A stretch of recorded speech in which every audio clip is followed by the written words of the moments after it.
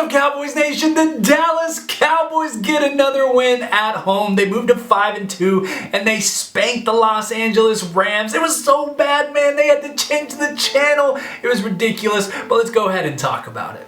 Prescott, touchdown. Throw, look at middle, sacked again by Parsons again. CD Lamb, was he down? They say no for now, and he's into the end zone. Welcome back to another post-game reaction video. You know what to do. Be sure to hit that like button and subscribe for more Cowboys content. The Dallas Cowboys get on a winning streak. It was back and forth for the past 4 games, win-loss, but now we are back on a winning streak, and the Cowboys need to stack these up because if you look at the schedule, it's pretty favorable. And I talked about this on X/Twitter, and you should be following me at Tony Goat Romo. But if you look at the schedule coming up, obviously we have the Rams. We're going to play the Eagles next week. I'm super excited about that one. And then we got the Giants, the Panthers, and the Commanders leading up to Thanksgiving. So if you look at all those games, we could very well be 8-3, maybe 9-2.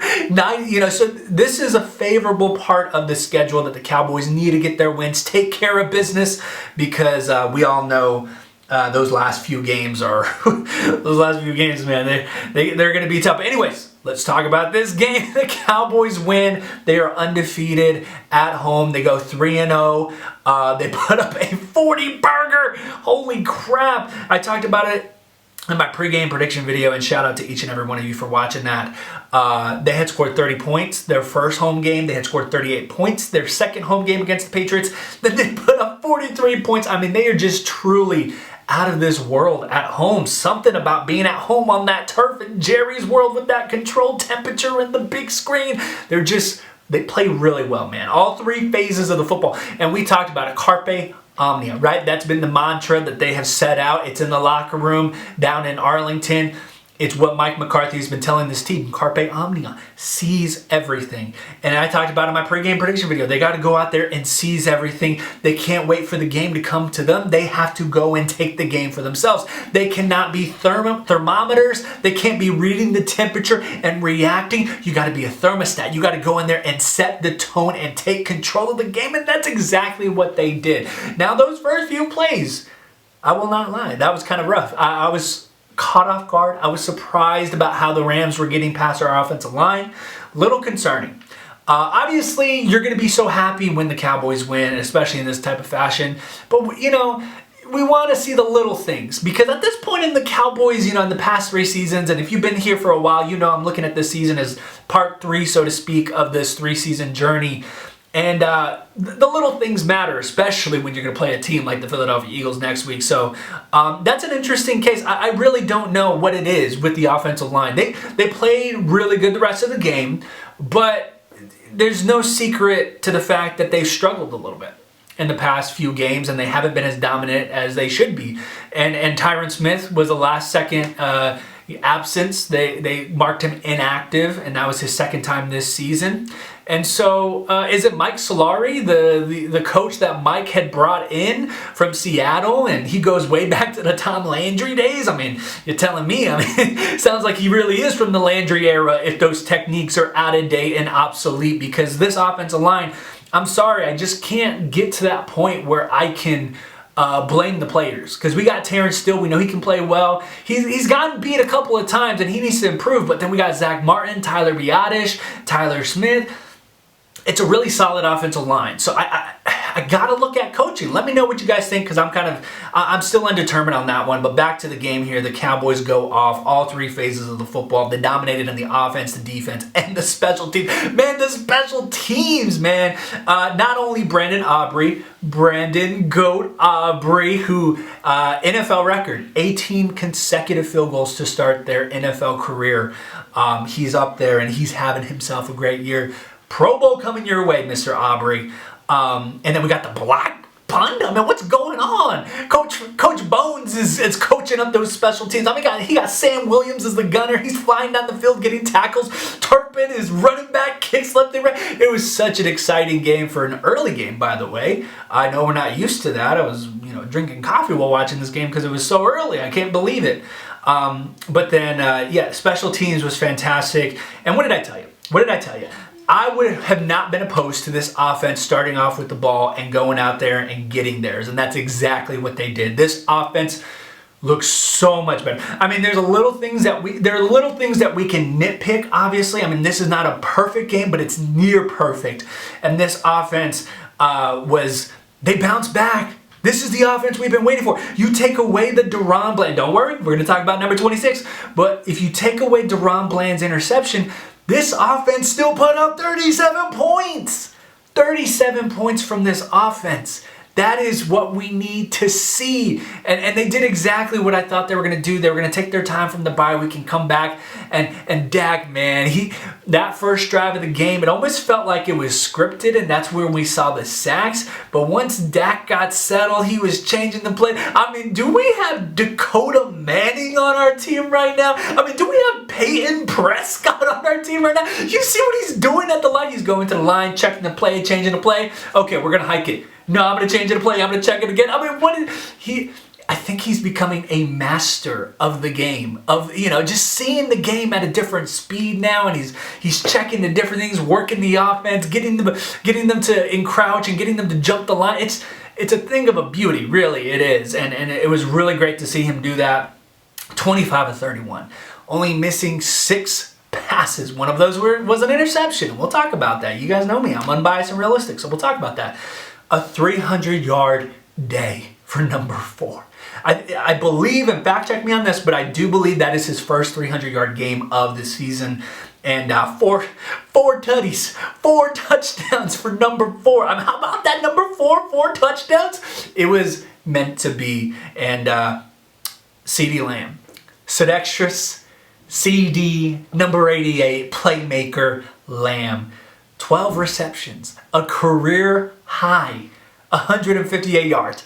158 yards, 2 touchdowns, 14 targets, 12 receptions. Man, this is it. This is how you bounce back. And this is how you get this offense wrong. Now, granted, I would love to see us run the ball more. Unbiased and realistic. I want to see us run the ball more. Because we've won games passing this year, but I think great teams find a way to win in different ways. They attack you different ways. I've yet to see us win successfully when we're running the ball effectively. That's what I'm waiting for to see from this team. Can they do it? Absolutely. They got the players. They got this. They are capable of running over a defense. Have we seen it yet? No, not yet. And so right now, this might be tough to hear, but the Cowboys are winning one-dimensionally at the moment in terms of their offense. They're scoring one-dimensionally. And so I would love to see them run the ball a lot more. 12 rushing attempts for 53 yards from Tony Pollard. But they threw the ball 25 of 31. Again, they won. I'm not gonna criticize too much.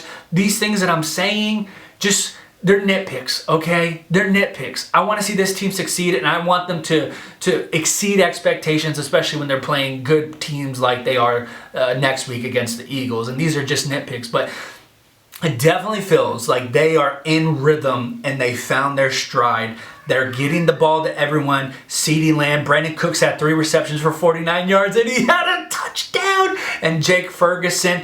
Here's one of the things I've noticed in the red zone, and this is what's kind of led to their miscues, but in the red zone, everything up to the red zone, right? They're attacking vertically, they're spreading the ball, it's perfect, it's great, it's a thing of art.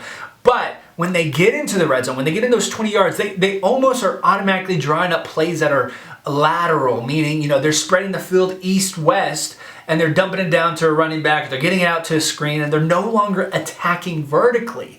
And they need to get back to that, because if you look at that first drive, if you look at that first touchdown, Dak to Jake Ferguson, that was an attack vertically, and it was a beautiful ball, man. Dak put it right in the basket, and Jake came down with it. So they need to do more of that, and they can be more of that, and it looks like they're doing more of that, and this offense showed me exactly what I wanted to see this game. Was it perfect, and was it roses, all 60 minutes? No, because there's an interception, and that play that was the interception, the mesh concept, the crossing routes with, who was it, Sean McKeon and Hunter Lipke. Yeah, that's got to go in the trash. I just don't like that.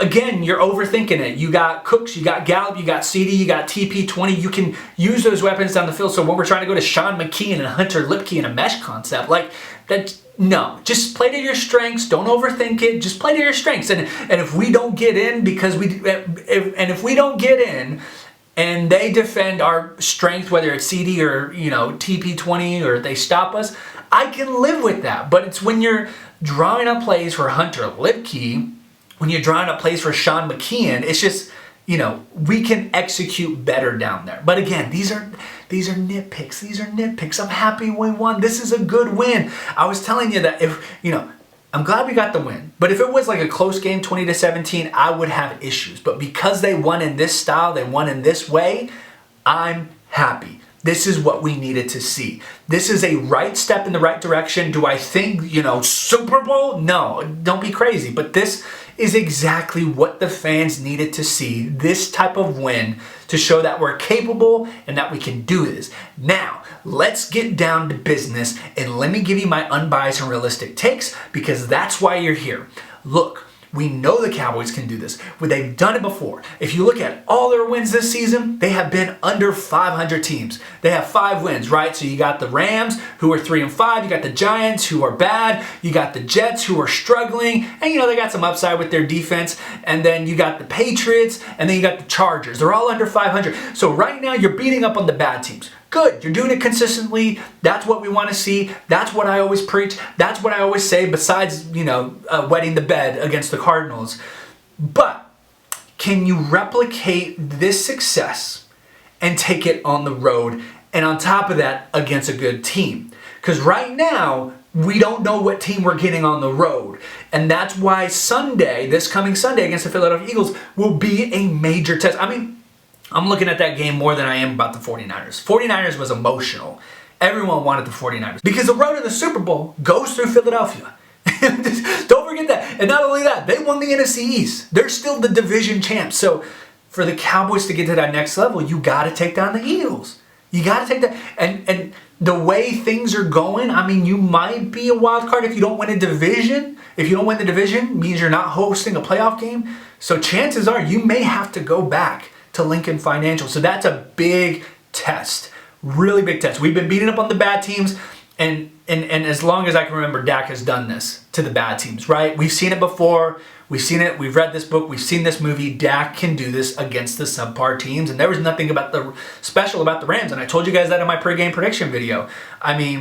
They're 3-5 now. This is what's to be expected, and the defense took care of a subpar offense with Matthew Stafford injured. So glad we got the win. Yes, absolutely. We're 5-2. We're on a winning streak. We're undefeated at home. But great teams replicate what they do at home, and they continue and build on that success on the road, and especially against contenders. That's why Week 9 is big, and I cannot wait to see that game, to see how our boys do. But that is it, y'all. That is it for this post-game reaction video. The Cowboys win. They dominate. They look great offensively, defensively, special teams. They got a big win, and they needed this. They needed this. They needed this, and they need some momentum going into Philadelphia. And that's all I got to say.